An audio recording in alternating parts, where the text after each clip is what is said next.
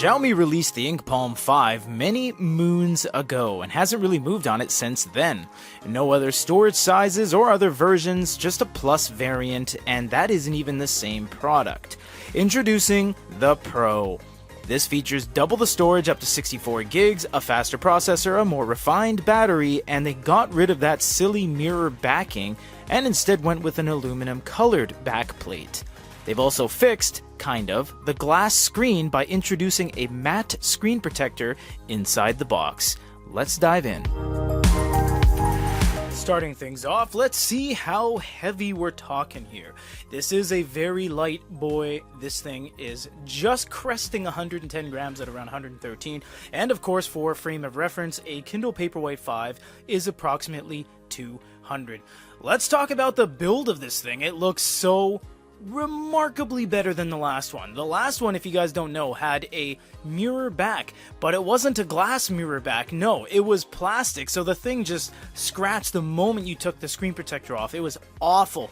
Now, there is a downside to the front here in that it is glass on the front as well now. So what that means is going to be a reflective experience, but they do give you a screen protector in the box as a bonus, so you can put a matte screen protector on it. You have some key mappable buttons right here, a power button, nothing on the top, nothing on the side, and on the bottom you have a USB-C, you have a status indicator light, and a microphone. So it doesn't have a speaker, but it does have a microphone. Let's get into the UI. Just to squash any questions out there, is it in English? Yes, it is. You have full English on here. You have the ability to do a drop down. This gives you all of your go-tos like power, saver, Wi-Fi, Bluetooth, refresh, etc. This is your live by, die by, which is your refresh mode. You're going to have HD mode, which is text mode, and then graphic mode will be a little bit worse looking, but it'll be faster. You have a volume dial, but that only works with Bluetooth connected units because it doesn't have a 3.5mm headphone jack or speakers on board. You have a system-wide contrast, and you have a glow light as well. The glow light is very nice. It is either very orange or very blue, so you have to kind of find that mid-range like that to give yourself a nice kind of pale, foggy white. That's usually the best approach. Now, there's no Google Play, there's no real app market with any substantial apps except Chinese apps. So you are going to have to go to the web browser, and you're going to have to browse for things like kindle.apk, aldeco.apk, and you're going to have to grab them from Google because unfortunately there's no way to get apps on this. Now, there is something very interesting. You see me tapping the bottom there. We discovered this a little bit deeper into our kind of table discussion. Logo control. I like that a lot, because I didn't know when I started it that that was a button. You can key map it to back, home, page down, page up, volume down, whatever you want, and the long press can be other things as well. So for example, I have the single tap as back, but I have the long press as refresh, so I can go back like that, but if it gets too stainy, I can hold it long time and it'll kick a refresh. I very much appreciate that they've gone a little bit above and beyond, especially with the stylistic parts of this aesthetic, to make it a button.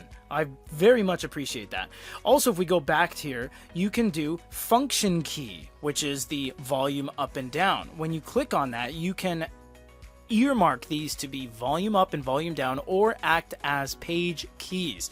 Now, you can do certain things within an app, like the Kindle app. You can leave these as volume buttons and then within the app tell it to do other things. But as a matter of key mappable function, they do allow you to do that system-wide. The other things are less impressive. They're just display and volume. There's nothing really, anything totally amazing about this. There's some contrast dials, some brightness dials, and global contrast, but that's the most you're going to see in terms of the actual function in the settings. Reading on this unit is a very comfortable experience. It fits well in the hand. You can use the physical buttons on the side to turn pages, or you can use your finger, of course. To give you guys a little bit of a frame of reference, this is what it looks like compared to an average smartphone. It is significantly smaller. This is trying to be a smartphone, although because it has no audio, you can't really use it as one. And of course, there's no IMEI or SIM card slot.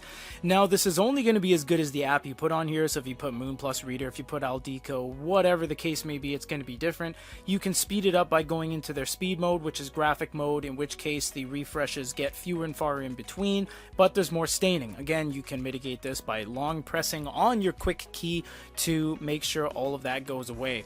The stock reading apps are in Chinese, so that's why we recommend you get something like maybe Kobo or Barnes & Noble or Amazon or Moon Plus Reader or something on here that gives you a little bit more functionality, because out of the box it is just Chinese. If you long press on something, there's just going to be Chinese options. If you press the settings wheel or anything like that, you're not going to be able to read anything, but the overall look of everything is going to be the exact same, because obviously the app you use will not affect the screen that you're looking at. Obviously, there's no way for us to show you every single manga app in the world, but the stock reading app for manga is awful. It formats itself terribly. It's not very good for pinch and zoom. It's a little bit slow. There's no mini-map. I don't like it whatsoever. I think it's a poor experience for manga and PDFs on this unit. Out of the box, the bezels are huge around the actual unit, the kind of buffering here.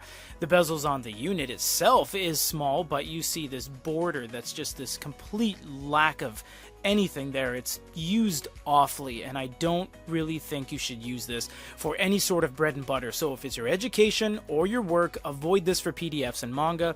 Maybe get into a dedicated manga app, but don't sideload content on here.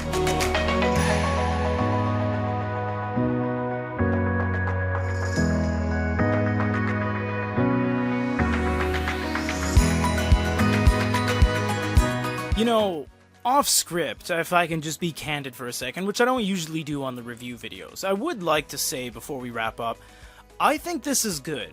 I honestly like this. I think they've done a great job getting rid of that stupid plastic back with the mirror finish. That was awful. They've corrected, kind of, the situation with the screen by giving you a screen protector, and, you know, they give you a nice case. This is a really cool kind of gel case that you just throw it into. It says some Chinese stuff on the back, mountain, water, whatever, but honestly, that doesn't matter. It's just, it's a great overall package. Aside from devices like the Hisense Touch and the Palma that try to be smartphones that aren't, this one's not even trying to be a smartphone. They started it, in fact. These guys a long time ago started the non-smartphone reading micro mini e-readers. Things like Hisense, they've always had their smartphone line.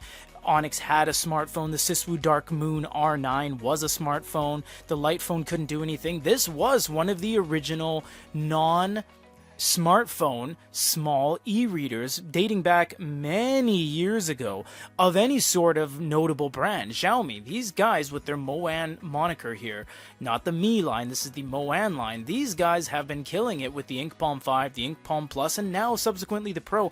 I personally think it is a great unit. Upgraded storage, a faster processor, and an all-new backing give this a much-needed refresh to the Inkpalm line. However, it is still the same old experience. They have yet to implement Google Play, and although they have a matte screen protector in the box, the base screen is still glass. Overall, outside of the Kinbor collaboration, which is just a stationery company in China, it is nice to see them focusing on this unit as mini e-readers are making a little bit of a comeback in 2023. For GoodEreader.com, this is Peter.